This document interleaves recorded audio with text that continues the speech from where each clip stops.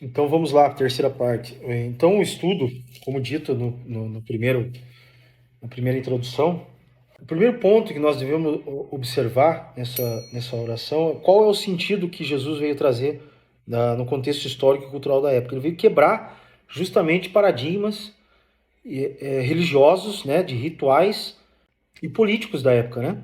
Que existiam muitas alianças nesse sentido entre a igreja e o Estado, né? O império, né? Com isso, deixava de ser uma oração que chegasse ao Pai, né? De forma genuína. Então, com isso, Jesus expôs aquela oração que não chega ao alto, que não passa do teto, né?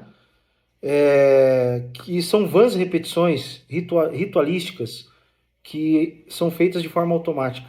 Né? Como dito anteriormente, Jesus não condenava a repetição, mas a vã repetição, sem reflexão, sem propósito. Né?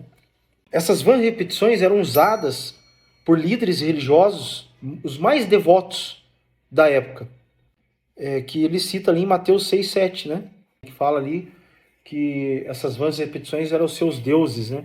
Sem uma reflexão ou apenas para cumprir um procedimento.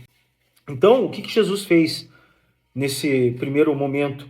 Ele ensinou nós como não orarmos, né? Como nós hoje, né? Mas à época aquelas pessoas como não orar, né? De forma hipócrita, para depois mostrar como orar ao Pai Celestial.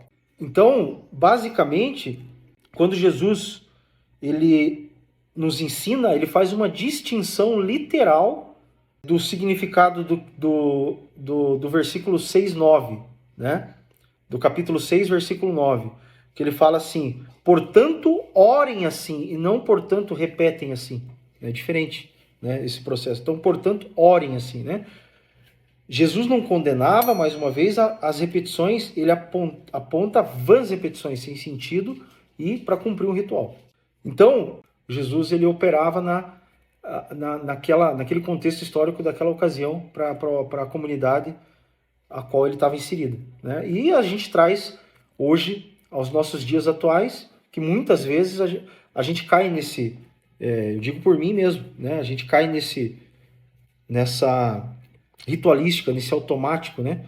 Então, todos os dias eu peço a Deus para que a gente não esfrie nesse sentido, porque é um esfriamento espiritual, né? Quando a gente está no automático, né? Quando a gente está apenas cumprindo o ritual, né? É isso. Por enquanto. Vamos para a parte 4.